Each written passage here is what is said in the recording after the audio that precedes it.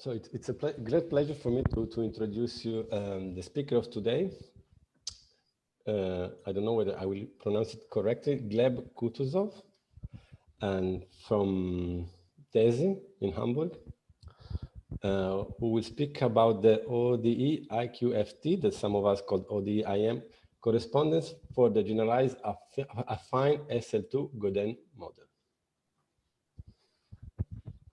Yeah, let me first of all thank David for inviting me here, and also the organizers of the seminar, giving me the opportunity to present my research. But yeah, I'll be talking about my recent work with Lukyanov that came out in June of last year. So the title of my talk is the Generalized Affine SL2 Gaudin model.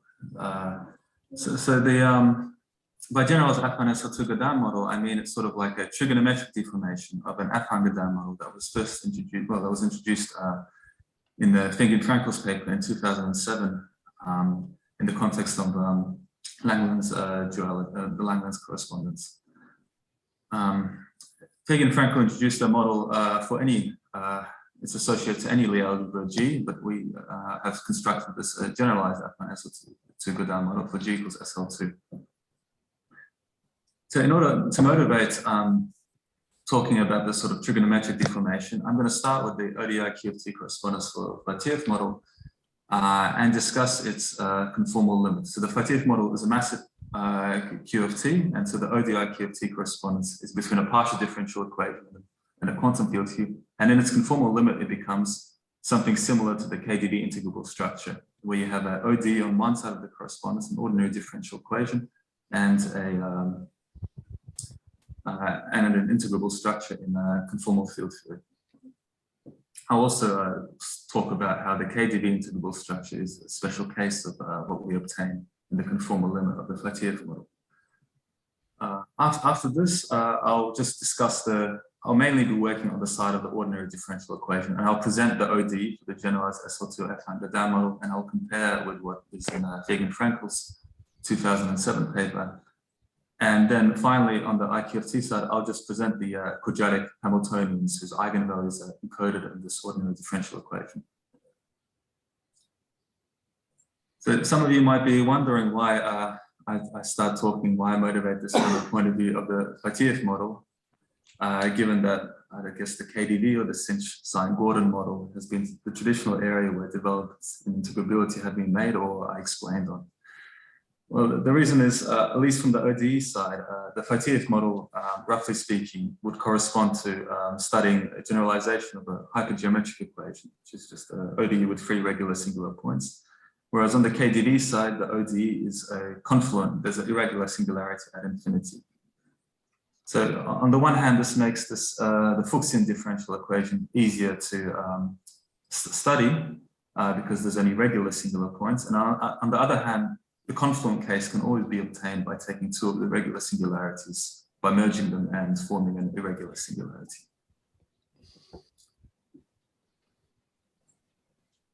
So the ODIM correspondence for the Fateev model starts with the following problem. So there's a free punctured sphere, Riemann sphere, and one equips it with a metric where at each of the punctures, Z1, Z2, Z3, the metric first of all is flat, and at each of the punctures there's a conical singularity.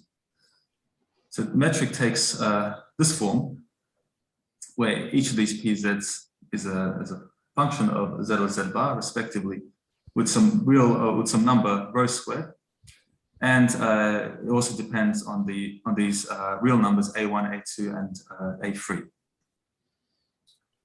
A1, A2, and A3, they sort of measure the severity of the singularity at each of the punctures. So A1 is equal to 2, would correspond to just being flat, and A1 is equal to 0, would correspond, it's the case where the cone becomes infinitely thin. We also impose an extra constraint on these parameters that they sum to 2. And in this case, P of Z, the point infinity on the Riemann sphere, will be regular, first of all. And secondly, under a Mobius transformation, P of Z transforms as a quadratic differential So it takes this form where rho tilde squared doesn't depend on z tilde or z, it only depends on the punctures z1, z2, and z3.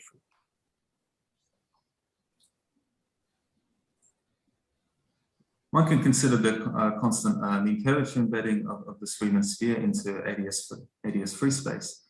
And the embedding problem has been studied in a number of works in the literature, and in particular, the recent review by Dori, Dunning, Leger, and Fateev explains very nicely.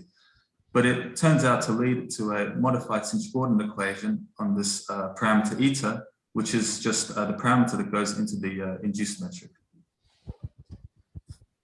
And this P of Z is the function from before. So this is the form of the modified sinh-Gordon equation, and one can consider, one should supplement it by certain, if one wants to get a unique solution to this, for instance, one should simplify it with certain asymptotic conditions. And a natural one to have is, in order to have finite Gaussian curvature at infinity, it would be natural to impose this asymptotic condition for eta as z goes to infinity. A similar condition, similar considerations can be used to define the asymptotics for eta at each of the punctures zj, but we'll generalize slightly and we'll consider this asymptotic behavior where mj is just some real number that takes a value in some segments. Then formulated in this way that eta solves the modified sinh-Gordon equation has these singularities and no other, the solution of the boundary value problem exists and is unique. And in particular, one can solve it just numerically. This is the Laplacian, so one just puts this on the right-hand side of the equation, inverts the Laplacian, and this way obtains an integral equation. Non-linear integral equation, eta is equal to the convolution of this part of eta with some kernel. And it's straightforward to solve this equation numerically by iterating. Just one question. When you say that the boundary value problem exists, the solution exists, it is unique, it is really proven in the mathematical literature, or just like? I think it's stated. I mean, for me, it's proven in the fact that just numerically, I'm able to construct it. I assume it's not too difficult using like a minimal, maximal principles, but I'm not an expert on this. And this is what the solution looks like.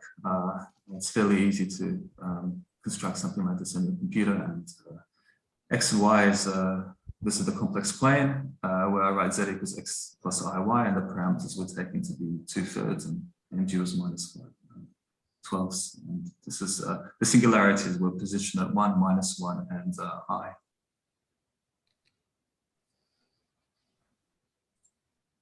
The modified sinh-Gordon equation turns out to be integrable in the sense that it contains an infinite number of continuity equations of this form, where n is an integer that takes values 1, 2, so on. So there's an infinite number, and f and g depend on eta, and this continuity equation is satisfied on shell when eta satisfies as a consequence of the modified sinh-Gordon equation. And they might look rather complicated. So this is the first simplest example. And the explicit construction is given in Lukyanov's paper. But the important point about this is that the modified sinh-Gordon equation by coordinate transformation can be mapped to the original sinh-Gordon equation. And so the construction of these f2n's and g2n minus 2, they follow from the integrability of just the original sinh-Gordon equation. And once you have these continuity equations, one can construct sort of a set of conserved quantities here, in the sense that they don't depend on the integration contour C. So in the usual paradigm of integrability, one usually takes the space-time to be a cylinder, and takes the non-trivial contour to be the loop that loops once around the cylinder. And then the continuity equation guarantees that you can move the loop up and down in time without changing the value of the conserved charges, so that it's so that the charges are conserved. In this case, the geometry is a bit more complicated. We don't have a cylinder, we have a free punctured Riemann sphere. And C has to be some loop that, first of all, it's non-contractible. So otherwise then Q2n minus 1 is just 0. It has to be closed, which is, in this point, means that the functions f2n and g2n2 minus 2 are single valued along the sphere. And this is non-trivial because eta contains logarithmic singularities at the punctures, and p also has square roots in it. Well, not square roots, but roots, non-integer powers contained in p. So it's not trivial to construct such a contour. And it turns out that there's only one of them. It's unique, and it's just a Pochhammer loop. So that's obviously it's not contractible. And say the monodromy that you pick up by going around Z1, the phase that you pick up by going around Z1 in this direction is cancelled when you go around this direction. If you remove any one of these points, it becomes contractible.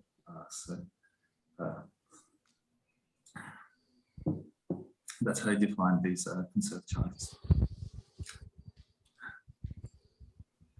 Now, this problem that I talked about of the modified sinh-Gordon equation, which comes from an embedding problem into ADS3 of a field tree punctures, it turns out to be related to something completely different, which is the spectral problem for an infinite family of commuting operators in certain 1+1 dimensional integrable quantum field theory. And this is an example of the ODE IQFT correspondence. So the integrable QFT, I won't be talking very much about integrable QFT in this talk at all, but just to give some introduction of what it looks like. So it's the Fateev model, which is governed by this Lagrangian. So you can see it's just a free massless theory with an extra potential term, which is actually complex in general.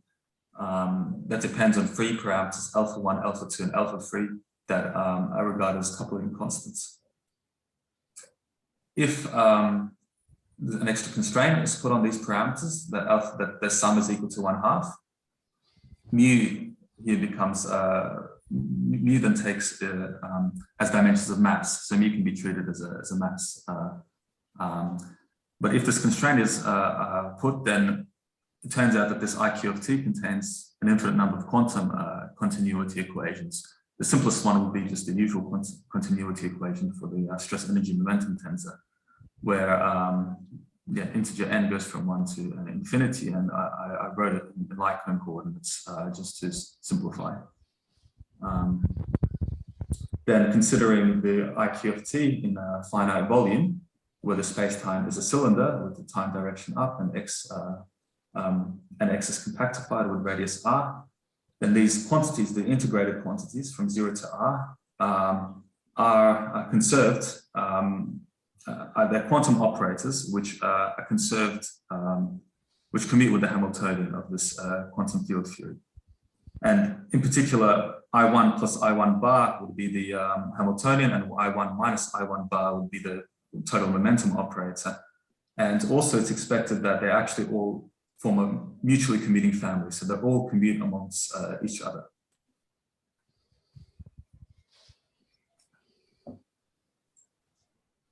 Then the ODE IQFT correspondence for the Fateev model can be formulated in this way. So you have a classical problem, which is the modified sinh-Gordon equation, integrable partial PDE, and it has an infinite number of conserved charges, which are given by these integrals over a Pochhammer loop, where f2n and g2n 2 minus 2 depend on eta and p, of course. Then you have a quantum problem, which is the Fateev model, which has an infinite family of local integrals of motion that commute with each other and are active in some Hilbert space. And then the correspondence is the fact that the values of these conserved charges calculated on the solution of the sinh-Gordon equation that satisfies the boundary value problems at appropriate boundary asymptotic conditions at z equals zj, it is equal to the vacuum eigenvalues of these integrals of motion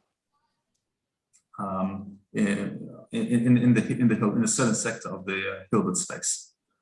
And the parameters on the quantum side and the classical side are identified as follows. So rho, which is an overall factor in this P of Z, which sort of multiplies the metric, is just related to basically this dimensionless parameter, which is like the radius divided by the correlation length. It measures like the scale. And the AJs, which go into this P of Z and have to sum to 2, are related to these alpha J's, which enter into the coupling constant, enter into the potential for the Fateev model Q of T. They're just proportional to alpha J squared.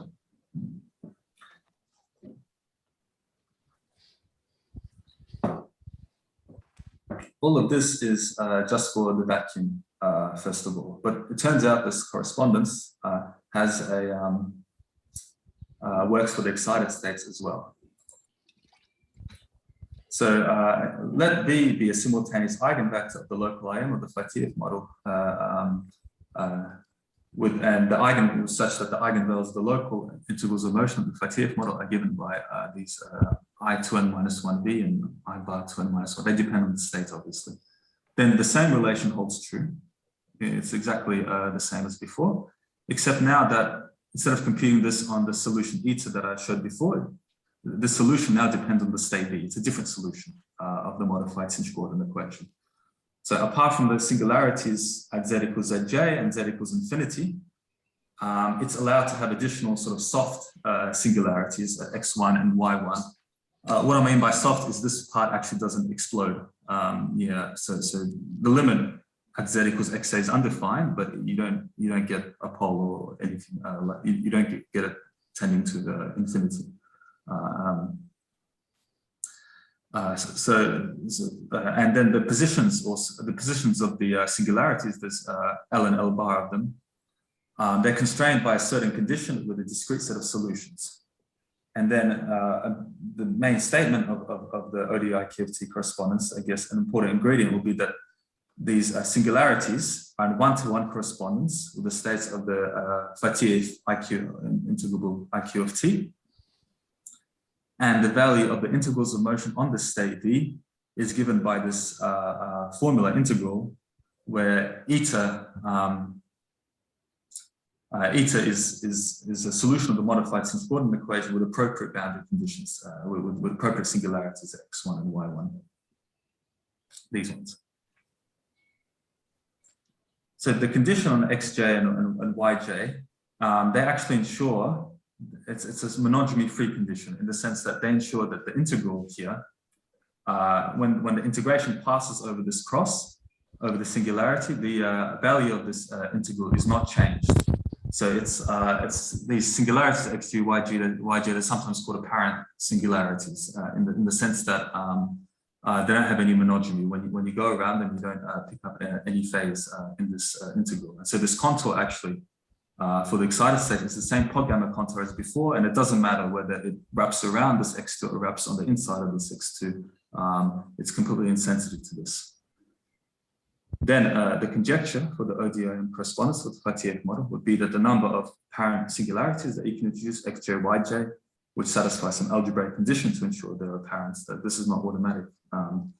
They're in bijection with the common eigenstates of the Fateev model, first of all. And secondly, the eigenvalue of the local IM for the state, which can be labeled by these apparent singularities, just given by this integral, computed on the solution eta of the modified sinh-Gordon equation with prescribed singularities at zj and xj and yj. And these are it's a conjecture at the moment, but in principle, say one, for instance, one could try to, this is a straightforward mathematical statement, for instance, one that could be proven. It corresponds to counting the number of solutions of this algebraic system, which is just a straightforward algebraic system written on xj and yj. And two can also be shown in certain limits. So this is like a mathematical statement. So an immediate question, of course, is how can one motivate and justify this ODE IQFT correspondence, right? And there's a certain way of doing this. So let's start with the ODE side. So the equation is a classical integrable partial differential equation. So one can apply the classical inverse scattering method. Then using this classical inverse scattering method, one can derive a system of nonlinear integral equations from which the values of these q2n minus 1s can be extracted. So there you have one side. You have a complete prediction for the eigenvalues of the IM. On the IQFT side, things are more complicated, and one can only only compute the eigenvalues of the IM in two important limits. So a parameter here is mu r, which is sort of the radius of the space-time cylinder measured by the correlation length. one consider the IR limit when the worldsheet just becomes flat, or sorry, the cylinder becomes a plane, or the UV limit where the correlation length is you're probing the theory at very high energies. So the radius is much smaller than the correlation length. On the IR side, if one knows the exact S matrix of the integrable QFT, which can sometimes be obtained by a bootstrap, one can use Lucia corrections to compute the eigenvalues of the local integrals of motion. And then once you do this, you can compare with the results of the ODE side, where mu r is large, or in other words, where rho, this parameter rho that went into the ODE, which is identified with mu r, is very large. So one just has to compare and analyze the nonlinear integral equations for large rho and compare that they agree. And on the UV side, a similar comparison can be done, except where rho is a lot smaller than 1 on the ODE side. And the integrals of motion are calculated by a conformal perturbation theory that's applied to the integrable quantum field theory. And this was mainly a motivation or introduction part. And what follows will basically only just focus on the UV fixed point where mu r goes to 0.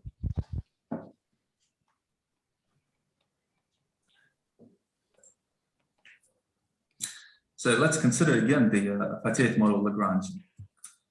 Here I've sort of rescaled the dx coordinates so that instead of an r being here, there's a 2 pi. I've made the cylinder 2 pi in length. I've reduced x to take values in the standard segment. But this operator here has conformal dimension of 1. And so when I rescale x, I have to take into account the rescaling of this operator. And so the r comes out the front here. So there's a mu r here. And this is our parameter, which in the conformal limit tends to 0. The remarkable thing about this potential is that if alpha of 1, alpha 2, and alpha 3 are all real, it's bounded. And so one can really treat it as a perturbation in just normal perturbation theory and start expanding things for small mu r. So in the 0th order, it's just when this term is out, and then all you have is free massless compactified fields, for free massless fields. And as usual, they can be quantized as free fields. And the way one typically does this is the classical equations of motion imply that they decompose into a chiral, left moving and right moving fields, phi and phi bar. And one quantizes these phi j's and phi j bars as free chiral fields. And in turn, the space of states, the Hilbert space of the Fateev model, has this tensor product structure where F is the space of representations of phi j's of the free chiral fields, and F bar is the space of representation of phi bar, and it's a highest weight irreducible representation, where the highest weight, which is labeled by P1, P2, P3, can be identified with the 0 mode momenta of the free massless fields. This is just a quantization of a free field theory. Now, for the case of the conserved charges, one has to make them dimensionless, first of all. And then these dimensionless quantities can only depend on a dimensionless combination, which is mu r. And then one considers the limit mu r goes to 0. And these operators become certain operators that act in the Hilbert space, which is the direct sum of the tensor product of Fock spaces. And in particular, ICFT acts in the right Hilbert space and I bar acts in the left Hilbert space. And originally the Fateev model was integrable, and all these integrals of motion, they mutually commute. And so this is also inherited by these CFT, inherited by their limiting form.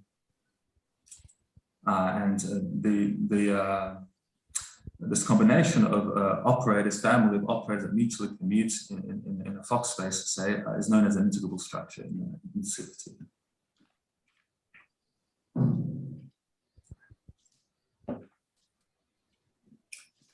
So these operators, they act in the Fock space, in the highest weight representation of the Fock space, and mutually commute. And given that they're local IM, their general form, they take the form of an integral over a local density, appropriately regularized, built from these chiral fields. And a priori, they take this form, where C are just some unknown coefficients. You don't know what they are at this point. They will take some form. And ...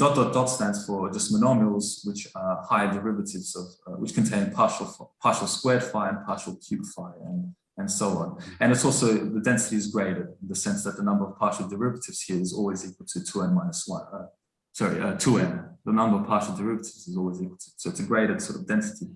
There's a finite number of terms you can write on this ansatz. And so one arrives at this mathematical question, which is a straight, well-defined mathematical question. First of all, well, how can I construct these families of commuting operators from these chiral fields acting in the Fock space? Question number one. And question number two is that it turns out that it's possible to construct many different commuting families in the same Fock space. So many different commuting families can act can be constructed from free chiral Bose fields and act in this Fock space. And the question is, which one of these actually corresponds to the Yeager limit of the Fateev model? It turns out that a systematic procedure to answer these questions was developed in the context of total theories almost 40 years ago now. And the solution to this problem is known, and it's straightforward. It's a straightforward exercise in linear algebra. So the key idea is that I've rewritten these cosines in terms of exponentials, where phi, I've put these phi j's into a row vector, and these alpha a's, these just contain the parameters of the model. This is just the same as these cosines, except I've expanded the cosines into e to the phi and written just in this notation. And in this case, this looks like very much like a Toda-like theory. In fact, just as an aside, this theory is a Toda theory for quantum superalgebra D21 alpha.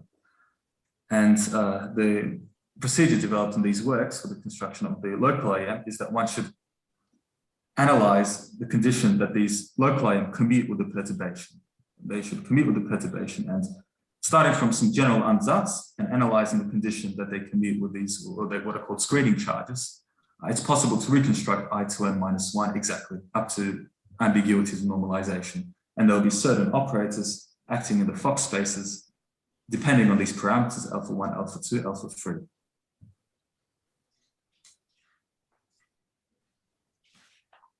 Now, this should be a CFT, by the way, here. This is obviously, sorry, this is CFT. This is just a typo.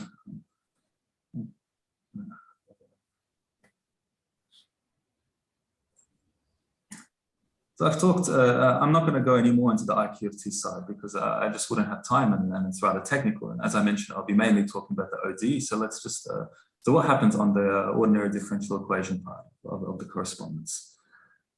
So rather than focusing on the classical conserved charges, I'm actually going to focus on the flat connection for the modified sinh-Gordon equation, because it generates all the non-local and local aim. It generates absolutely everything. And for my purposes, I prefer to focus on the flat connection. The conformal limit corresponds to taking rho to 0. So rho here is identified with the mu times r. So mu to r goes to 0 on the ODE side. We have to analyze the limit rho to 0. And then it turns out that it's possible to organize this limit such that the AZ bar becomes 0, becomes trivial, while this AZ becomes a matrix differential operator, which encodes all the eigenvalues of the ordinary differential equation, which becomes an ordinary differential equation, basically a matrix differential operator, which encodes the eigenvalues of the local and non-local IM of the sinh-Gordon model in the limits when rho goes to 0. Lambda here is the spectral parameter. Yeah, these Q2n minus 1s were the conserved charges that I talked about before. C and C0s are just some constants. They only depend on the alpha, the AJs, A1, A2, and A3. Yeah. So the flat connection for the modified sinh-Gordon model can be written in this form. Here, where H and E plus minus are just the standard generators, the SL2 algebra satisfying usual commutational relations like commutative E plus and E minus is H and so on. I've written it in a form or in a gauge where they look pretty symmetric between Z and Z. You can see the symmetry of Z goes to Z bar. Sorry, is there a question? No, no question. Oh, okay, so okay. Anyway, they're written very, very symmetrically. And one has to always keep in mind when taking the row limit that P of Z and P bar of Z bar has a factor of rho squared.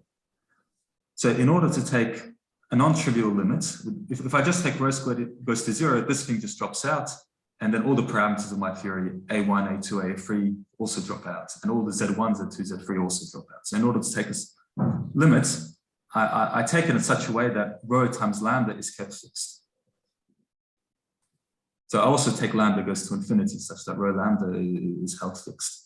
Then via some silly gauge transformations, which are by a diagonal matrix H, I find that the limit is given here. It's just this matrix ordinary differential operator, which depends on the solution of the modified sinh-Gordon equation and depends on the parameters Aj and depends on Zj, and kappa squared is just this limiting value of rho times lambda, and kappa becomes the new spectral parameter of the theory for the CFT, in which you can expand, say, do a WKB expansion to find the eigenvalues of the local IM.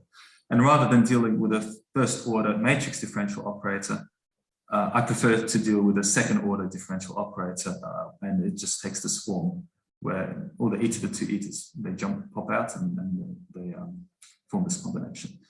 So there's one more step is required here, is this eta is some solution of modified sinh-Gordon equation. So we have to obviously find the solution and plug the right solution in. And in this case, one notices that the modified sinh-Gordon equation, the limit rho goes to 0, this term cancels and it just simplifies to the Liouville equation. And from the Liouville equation, it follows immediately that this thing is holomorphic in the sense that it only depends on Z and not on Z bar. Then taking into account the asymptotic conditions, that eta has the singularity as Zj, it's actually enough to fix this combination completely.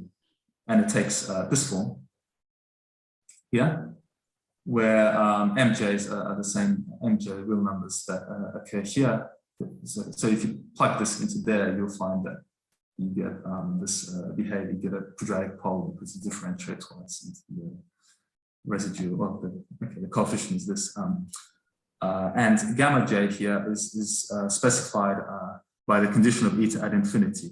And it's determined uniquely in terms of mj and zj by the fact that this should decay sufficiently fast at infinity as 1 over z to the 4. And this fixes gamma j exactly. They're simple combinations of mj, zj, but unfortunately I can't write them here because it's a bit complicated.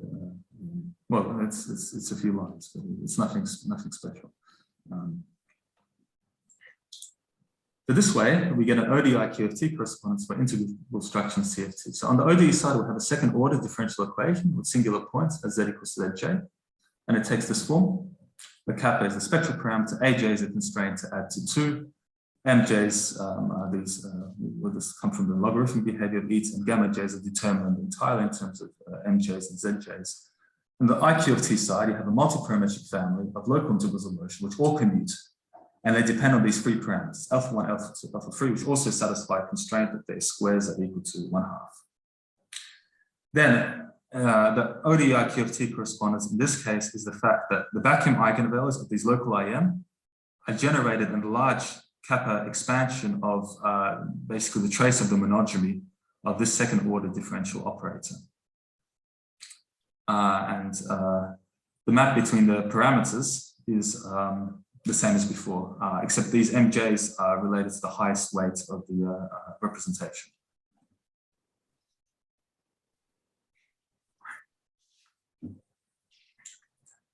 I'd like to explain what this has to do with the KdV integrable structure. So let's start with the same ODE from before, and just to simplify things and make things more concrete, I'm going to set these points Z1, Z2, Z3, which I could set to arbitrary values via Mobius transformation. I'm going to set them to 0, -1, and infinity. Then I obtain this. This is what the differential equation looks like, where I use the explicit formula for gamma j to this contains the residues, z equals 1 or z equals minus 1. So you get this explicit differential equation. Then to take the ODE case, what one does is one needs to remove the singularity z equals to minus 1, because the KDV case only has a singularity at 0 and a singularity at infinity. So we remove this, and we do it by first of all setting A2 to free, so there's no monodromy or singularity coming from this term. And then we set M2 to 0 and M1 is equal to M3, so that this whole thing cancels. This M2 is 0, this cancels that, and the second line gets destroyed. And then by a rather simple coordinate transformation, this one over here that depends on the spectral parameter and depends on A1, one obtains just the usual Schrodinger operator that appears in the context of the KDV integrable structure, where alpha is the same as A1, it's just A1 inverse, E is proportional to kappa tilde, to some power, and L here is the same as M1. So with a simple relation between the parameters.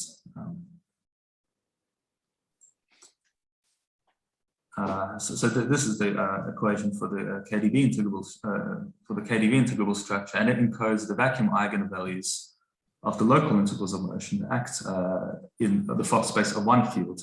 In fact, this KDV integrable structure can be obtained as a reduction of the Fateev integrable structure. So on the IQFT side, it sort of also works out as well. So this case, of course, is famous, at least in maybe in this field of mathematical physics. It formed the initial observation of the ODE IQFT correspondence that was first made by Dorothée, and then later, 6 days later, I think, by Lukyanov and Zamolodchikov in '98. It can be extended, it was extended to the excited states, so this only describes the vacuum, but for the excited states, it was explained in BLZ 2003 that you have to add these monster potentials to the ODE to make it, that don't have any monodromy, and then this describes the excited states of the KDV integrals of motion. A proof of all of this is, well, putting this into a mathematically rigorous setting was done in the recent works of Conti and Masayara, which Masayara is definitely present in this talk. And finally, another development is the extension of this to the sinh-Gordon equation to a massive QFT. It was achieved in 2010 by Lukyanov and Zamolodchikov. So this KDV integrable structure was really at the center of developments of the ODE IQFT correspondence. Then now comes the motivation for our paper on the 20th slide. We'll finally get to it. And the question is sort of, can we generalize this ODE correspondence for the KDV integral structure by introducing apparent singularities Zj into the ODE? So introducing more singularities into the ordinary differential equation, but keeping only points z equals 0 and infinity with non-trivial monodromy. So there's two answers. The first one was done by BLZ in 2003. Of course, we can add our monster potential, which in these coordinates takes the following form. We add a potential of this form here into our KDV integrable structure. And then in order for z equals W alpha to be monodromy free, we need to impose constraints. First of all, gamma alpha then becomes expressed in terms of A1 and W alpha strictly. So gamma alpha is fixed. And then W alpha has to satisfy an algebraic system with a finite number of solutions. So all this term, there's no, you don't get any continuous free parameters in the theory. Gamma alpha and W alpha are all fixed. And the interpretation of this procedure that was done in this 2003 paper is that you have a class of discrete class of ODEs. And they're in correspondence with the eigenstates of the KDV integrable structure. This is one thing one can do to generalize the ODE and add apparent singularities into it. Now, in our work, we add also add R extra apparent singularities, but we do it in a different way. It's not the same thing as in BLZ 2003. It's different. It also modifies the original equation. It modifies this term proportion to kappa tilde squared very, very slightly. But what happens is if you add these singularities in this way, then these ZJs are not constrained. They can be arbitrary complex numbers.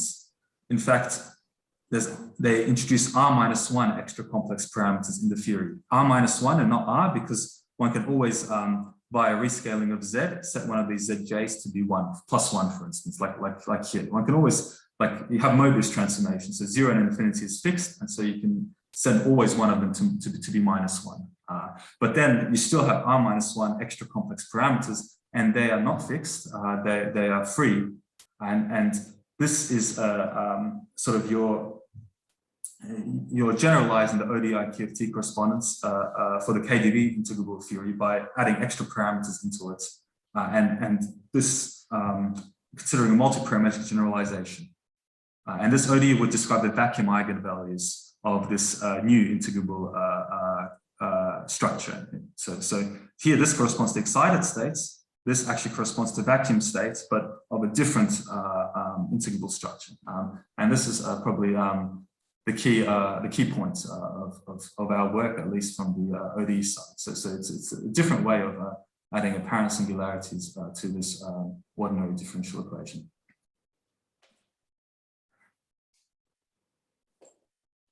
Okay, I want to just quickly explain how this is done, and let's consider just the basic case. So we had this differential equation that comes from the Fateev model. And before, to obtain the KDV, we just canceled this whole line. We just crossed it out by setting M2 to 0, M1 is equal to M3, so this term cancels out. A2 to 3, so we made this monodromy around Z +1 from this term to 0. And this way, the Z +1 just ceased to exist. So now let's keep this differential equation and let's ask what conditions are required to keep Z equals to -1 and monodromy free. How can we do this? And to simplify things, let's just get rid of this term and consider kappa tilde is equal to 0. Now this is a very standard analysis. That, by monodromy free, what is meant is that any solution, when you wrap it around in the complex plane around the point Z equals to -1, it becomes single valued. So you start constructing these solutions locally using the method of Frobenius. It's just a Fuchsian differential equation at this point, or with regular singular point. Maybe I think with regular singular points. That's true. And a local analysis yields, well, for the first couple of terms, only this most singular term is important, and you find that the powers here are M2 +1 and -M2.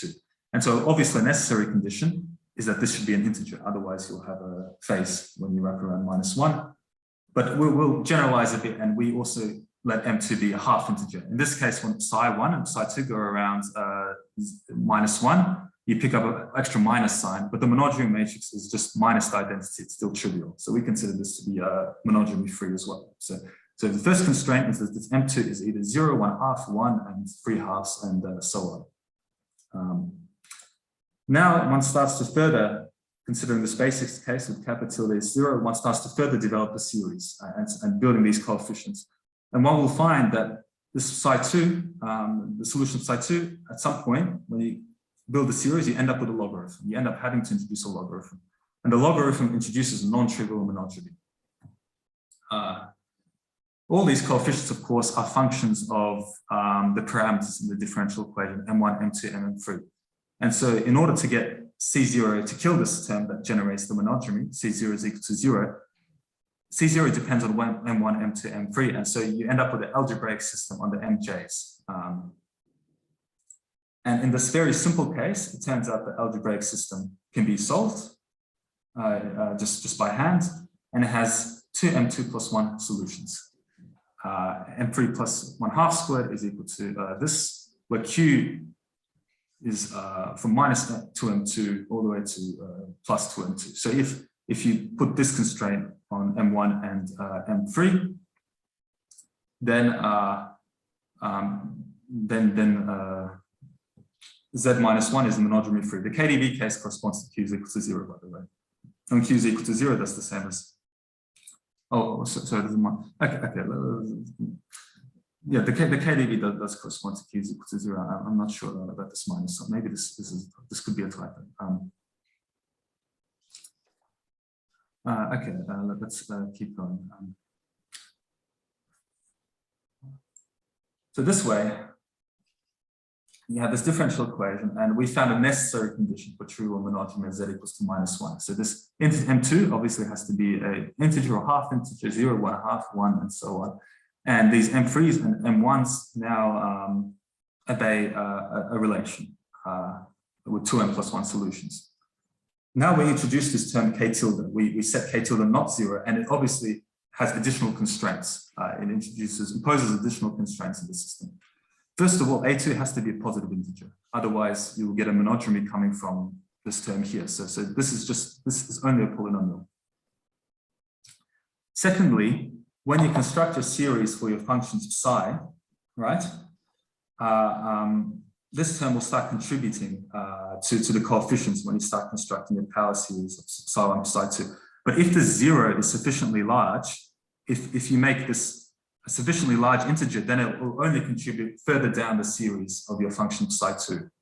So if you make m2, if you make k greater or equal to m2, then it turns out that this k tilde squared term will not contribute to the value of c0, to the logarithmic part.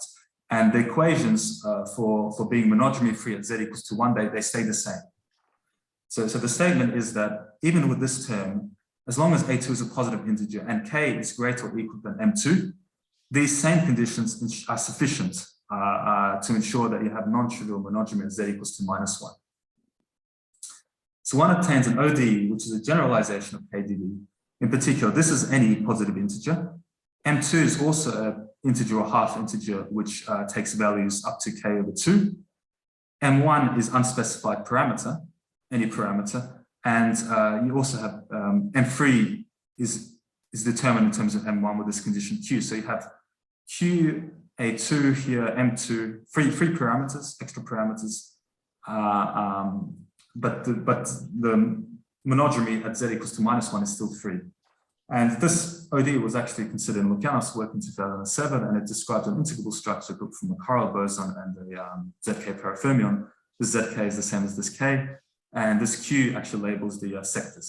This Q actually stands for the ZK charge, and it labels the sectors in the field. Now I'm just going to generalize this immediately to R singularities ZJ. So you end up with this equation. This is just a generalization to R. Before you had Z1, which I set to +1, -1, so now we've generalized. Let me just explain this equation term by term. So first of all, this kappa tilde squared term was modified by this product. And here it's very, very important that kj's are positive integers. And this ensures that this thing that doesn't contribute to the monodromy around z equals zj. So this is a key. There can be any positive integers, but they have to be integers. A1 here and M0, they remain unconstrained. Sorry, I really relabeled M1 to M0 just to be able to write this formula. Okay, but sorry about the confusion, but A1 and M0 are unconstrained. Now, Mj and gamma j, they are fixed by the requirement that z equals zj is apparent. So first of all, Mj takes a value 0, half integers up to kj over 2. And gamma j are solutions of a coupled system. But the most important thing with this generalization is that the zj's, these parameters, they're free. They can be any complex numbers that you like. So we've obtained, so the KDV integrable structure depends basically on one parameter, which is just this anisotropy, the thing that goes into the anharmonic potential. But here we have R independent parameters. This alpha and these position of these singularities zj, R minus one of them, because by a Mobius transformation, you can always, keeping 0 infinity fixed, you can always make zj to be +1. Now, so this is basically the result, at least from the ODE side. Now let me try to motivate just very quickly what possible IQFT this could correspond to. I won't have much time at this, but just to give you a flavor of what the quantum field theory could be. So in fact, very similar ODEs have appeared in the literature. First of all, this one, where the A1 term has gone and there's no M0 over Z squared term. So Z equals to 0 is not even a singularity in this case, whereas before it was a regular singular point.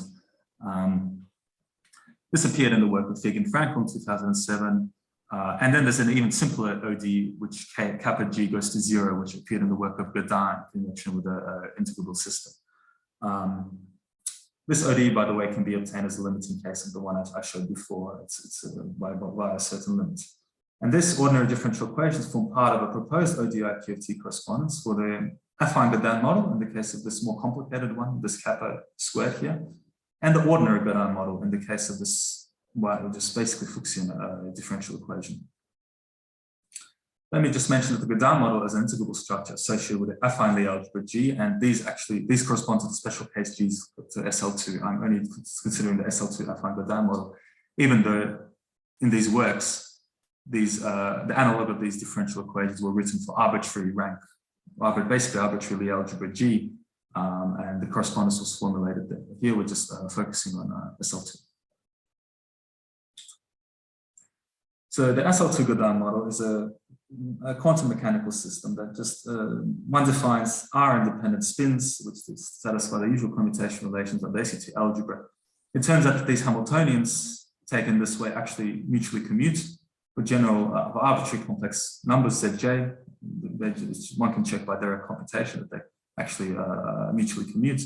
And then one can consider the diagonalization problem. So one takes, for each spin operator, one takes some highest weight irreducible representation of integer or half integer spin. Here it is. And one can consider the diagonalization problem of Hj in this tensor product of these C's of this vector space. It's just some large matrix, and one can diagonalize it, say, on a computer and calculate the eigenvalues. And the ODE IQFT correspondence in this case is that if AG are a set of eigenvalues for Hj, EJ are a set of eigenvalues for Hj if and only if the singularities of the second order ODE at Z equals Zj are apparent. So the fact that Z equals Zj are apparent yields an algebraic system on EJ, which can be solved, say, numerically, and it gives you some set of values of EJ. And then one can diagonalize these Hamiltonians numerically, and one finds that the sets coincide. This ODI correspondence admits a generalization to any simple Lie algebra G, not just SL2. I've just been talking about the SL2 case, and this was later work of Fateev, Frankel, and Frankel, and so on. And the proposal of Fateev and Frankel in 2007 was to extend this correspondence to the case when the Lie algebra is replaced by an affine algebra G hat. And in this case, he says that you have to add this extra kappa G squared term at the front here. So let me just explain what the affine Gaudin model is. What happens when you replace it by an affine Lie algebra G hat? Well, in this case, you have a set of Kac-Moody currents that satisfy the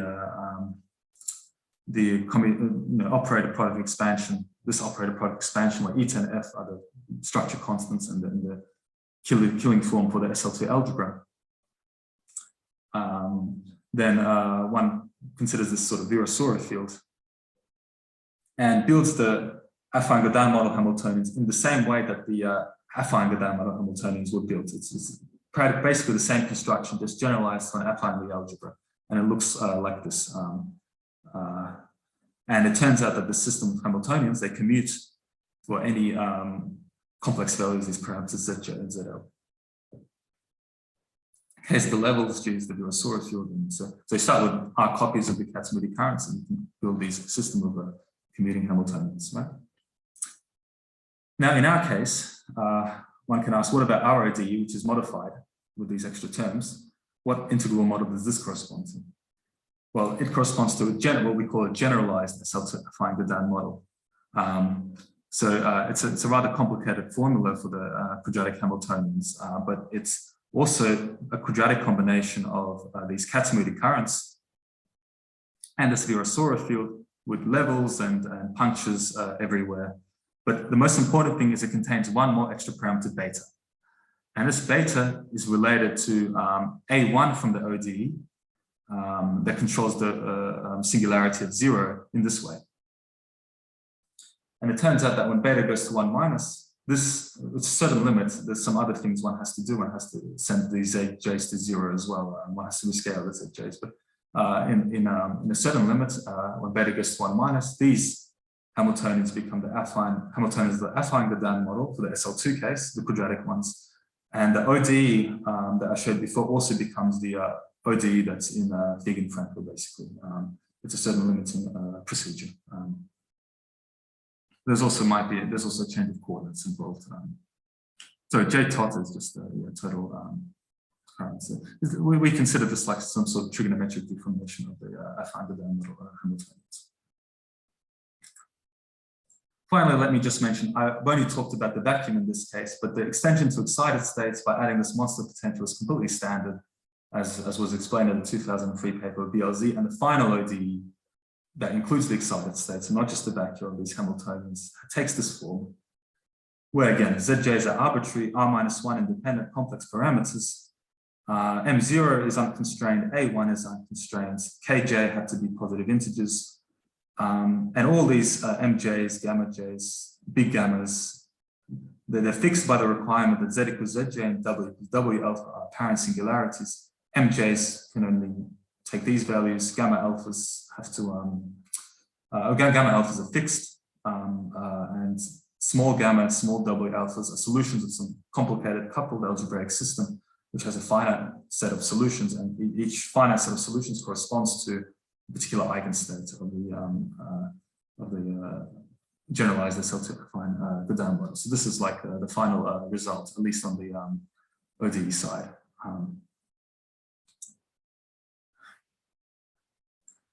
Okay, and I guess I'm probably pretty much on time, but let me, after motivating or telling the final result, let me just give a conclusion, a short summary. So what I did in this talk, I guess I was trying to be as pedagogical as I possibly could. And all I did was I just tried to motivate and explain the conceptual idea on the ODE side that leads to ODE IQFT correspondence for the generalized SL2 affine Gaudin model. I just tried to give us some pedagogical introduction based on past results that I hope at least some of you are familiar with, like KDV or maybe Fateev model, all of this. What I didn't include, as I said, very little about the IQFT side. I just presented the quadratic charges. I just argued that it's straightforward. It's some linear algebra procedure that's straightforward. There's nothing special in it, and it might be complicated, but it's just linear algebra basically. There's a straightforward method for doing this that was developed in the 80s. I didn't talk about any evidence in support of the correspondence, like analytic and numerical checks, which are highly non-trivial and actually formed a big part of the work. So when we wrote this work, it wasn't like an armchair discussion. It was just mainly technical. There was a lot of technical work involved that I didn't say anything about, just to make a precise description of all this. And finally, I'd said nothing like about any connection with the lattice integrable system, which is also an important part of the paper. It's an interesting part of the paper. Apparently, these generalized SL2 affine Gaudin models describe the scaling limit of the inhomogeneous 6-vertex model, but that's a whole other talk, which I'm happy to give if you want me to. So some future directions would be a massive deformation of this, like with the Fateev model. Like I started with a massive theory and then I went to the CFT, and so it would be interesting to go back. So we have the CFT here. This ODE IQFT correspondence to figure out how to make a massive deformation. And the other one is a generalization to higher rank Lie algebras. So this might be interesting to the audience, because a lot of some people and some members of the audience are experts in these higher rank KDV integrable structures. Unfortunately, I had little experience in this, but I assume that perhaps a similar process can be done to at least formulate the ODE on the ODE side of the generalized affine SL2 Gaudin, generalized G SL2 Gaudin model. So trigonometric deformation of the affine Gaudin model for any simple Lie algebra G. I know this technology exists in the literature, at least for the KDV, I know it's been studied in the literature, the high rank G KDV cases. And then on the other hand, we have these Hamiltonians. And although I mentioned that these J's are these SL2 currents, I mean, one can well, it's some work, of course, but one can probably consider them to be G currents and try to see if a similar formula like this can be obtained, where J is a Kac-Moody current for a Lie algebra G, and big G is just the Virasoro field, and then maybe one can. So there's even a proposal here on the IQFT side of what it should look like. And of course, sorry, in order to, so the idea is there, the conceptual ideas might be there, but of course, in order to do this, there's a huge amount of technical work, which is probably even harder than what we did for their sort of case. Okay, so this is all I wanted to say, and thank you for your attention. Thank you very much for your nice talk. I assume you must be very tired, but I have quite a few questions. But before I ask my question, I would like to ask the audience if anybody has any question to ask. Otherwise, I will start with my questions. So if anybody has any question, please raise the hand or just speak. Okay, so I will start with mine. So the first of all, it's they are all kind of technical. So so what are the properties, let's say, of this? On the ODE side, let's say, of the properties of the spectral determinants or Q function that you expect for these ODEs. So what do you mean? So we expect actually, say for instance, at the level of the functional relations or the quantum Wronskian relation, we expect that it's unchanged because we didn't change the monotomy properties of the ODE. Yeah, no, I mean the asymptotics and the position of the zeros. Okay, so the asymptotics and position of the zeros is a case-by-case study. So it of course depends very much on the position of these parameters. But in our work, we considered some special cases, and there we did I could tell you it's chapter 10 or 11 or something in this 80-page paper, which considers a special case with R is equal to 2 apparent singularities at J, and the K's are equal to 1. And there we perform a analysis of the zeros and poles and so on. But I don't think I can say something general for arbitrary ZJ. I think it depends crucially on the values of these ZJs in a non-trivial way. Mm-hmm. And the second question, like in the quantum KdV case, okay, like which would correspond to this ODE, like the simplest one.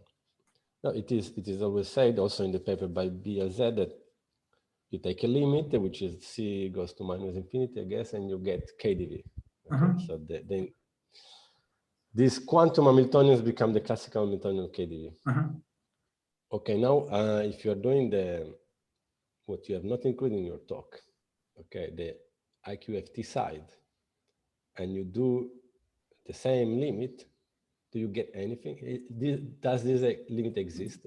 Because I don't know how to get so many parameters of KdV. I don't know. So it's like KdV with a number of free parameters, like something like that. So first of all, in the KdV, you only have one quadratic Hamiltonian, right? Which is trivial. Integral of d phi squared or integral of stress energy momentum tensor, right?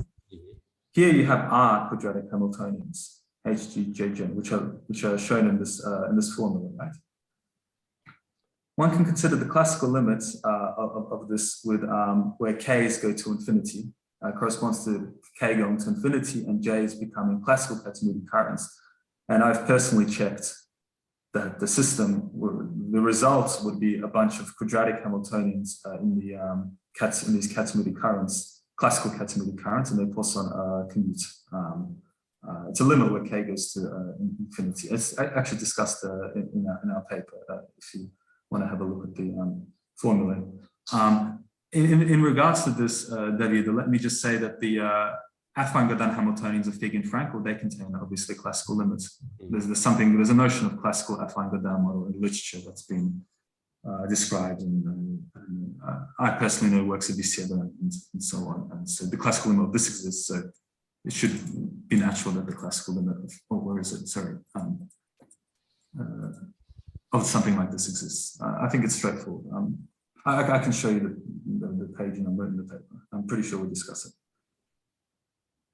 So,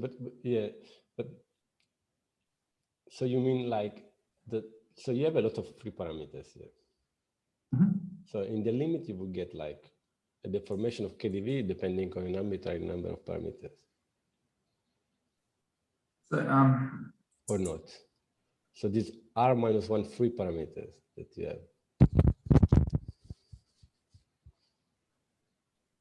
So for KDV, right? One would have to consider the case R is equal to 1. So